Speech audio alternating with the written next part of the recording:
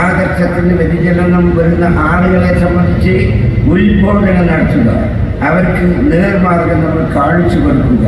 അതാണ് ഈ ആദർശ സമ്മേളനം കൊണ്ട് നമ്മൾ ഉദ്ദേശിക്കുന്നത്.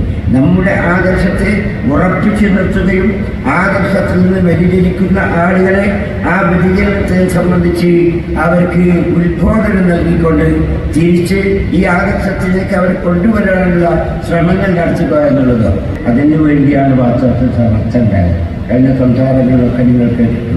ഈ ആദർശത്തിൻ്റെ സംരക്ഷണത്തിന് വേണ്ടിയാണ്, ഈ മുഅ്മിനീങ്ങളുടെ ഈമാനെ കാത്തുരക്ഷിക്കാൻ വേണ്ടിയാണ്, അതിനുവേണ്ടിയാണ് സമർത്ഥണ്ടായത്.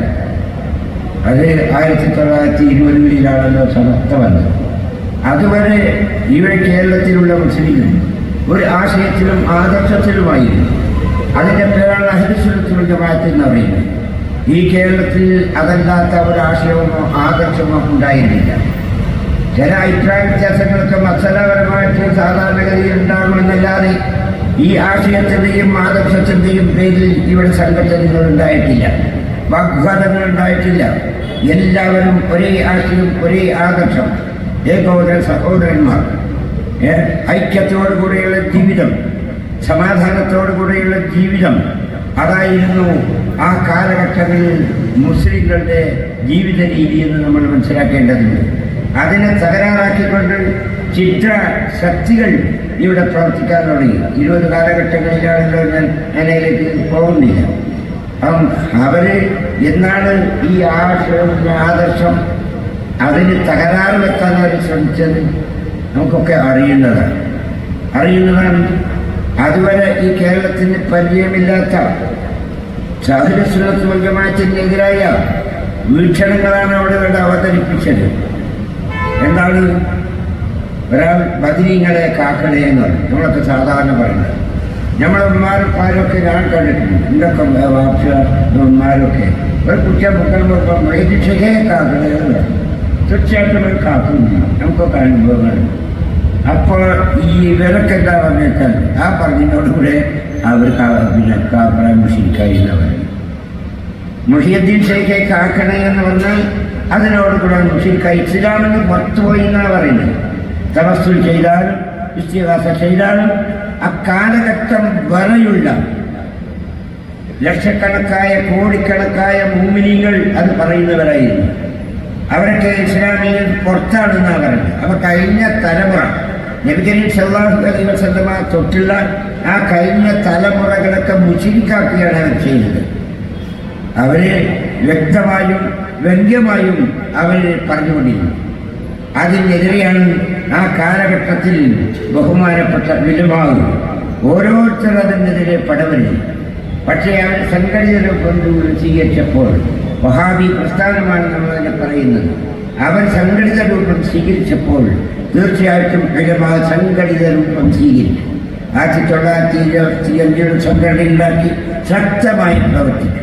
1926 ബഹുമാനപ്പെട്ട വരക്കൽ മുല്ലക്കോയ മക്കള മഹാനവരുടെ നേതൃത്വത്തിലായി സമസ്ത കേന്ദ്ര ജംഇയ്യത്തുൽ ഉലമാ എന്നുള്ള ഈ മഹിത പ്രസ്ഥാനത്തിന് രൂപം നൽകപ്പെട്ടു. എന്താണ് അതിൻ്റെ ആവശ്യം?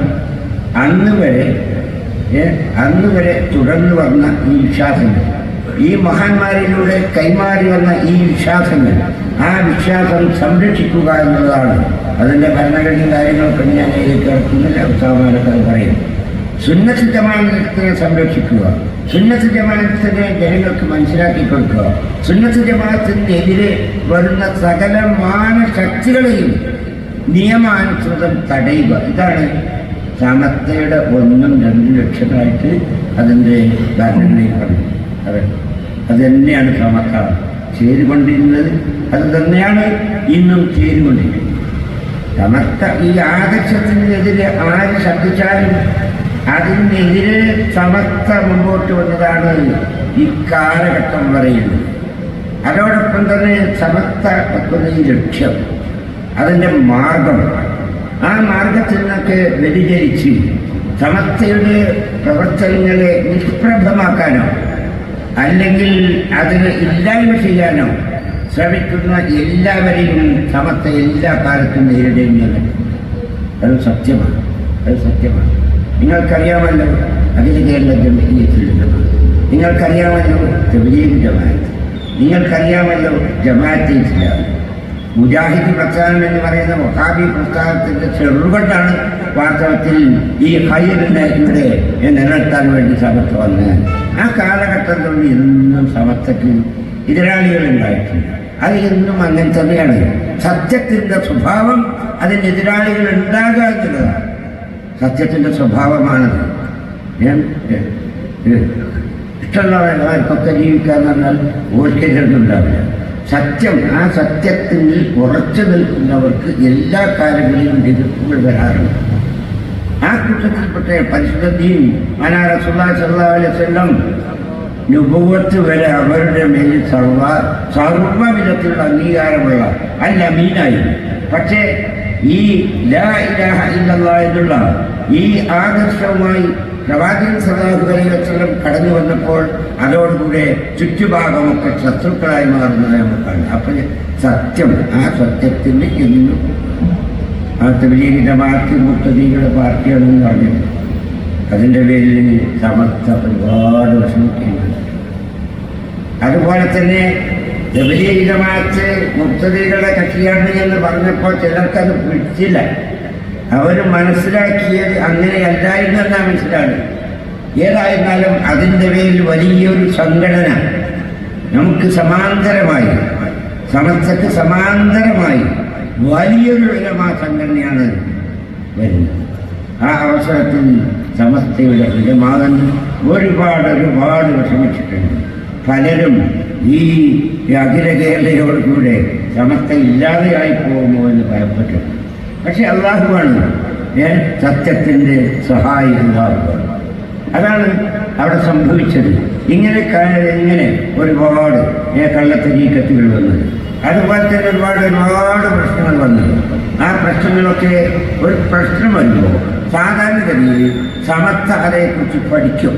പെട്ടെന്ന് തീരുമാനമെടുക്കേണ്ടതാണെന്ന് വെച്ചാൽ പെട്ടെന്ന് തീരുമാനമെടുക്കാൻ പറ്റുന്നതാണെന്ന് വെച്ചാൽ തീരുമാനമെടുക്കും. ഇല്ലെങ്കിൽ അതേക്കുറിച്ച് പഠിക്കണമെന്നുണ്ട്. എന്നാലേ ഇതിനെ സംബന്ധിച്ച് തീരുമാനമെടുക്കാൻ കഴിയൂ എന്ന് വന്നാൽ സമസ്ത അത് പഠിക്കാൻ വേണ്ടി ശ്രമിക്കും. സമസ്ത എന്ന് പറയുന്നത് ഈ കേരളത്തിലെ ഏറ്റവും ഉയർന്നതായിരിക്കുന്ന മഹാന്മാരായിരിക്കുന്ന 40 പണ്ഡിതന്മാരാണ്.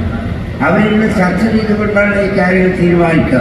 അവിടെ ഇരുന്ന് ചർച്ച ചെയ്താൽ തീരൂല എന്ന് കണ്ടാൽ അതിന് പ്രത്യേകം സമിതികൾ രൂപീകരിക്കും. ആ സമിതി സ്വന്തമായിട്ട് അതേക്കുറിച്ച് പഠിച്ച് റിപ്പോർട്ട് കൊടുക്കും. ആ റിപ്പോർട്ടിൻ്റെ അടിസ്ഥാനത്തിൽ വീണ്ടും സമസ്ത ചർച്ച ചെയ്യും. അങ്ങനെ എല്ലാവരും ഏകോപിച്ചുകൊണ്ടാണ് അവർ തീരുമാനം സമസ്ത എടുക്കാറുള്ളത്. സമസ്തയുടെ തുടക്കകാലം തൊട്ട് ഇങ്ങനെ തന്നെ.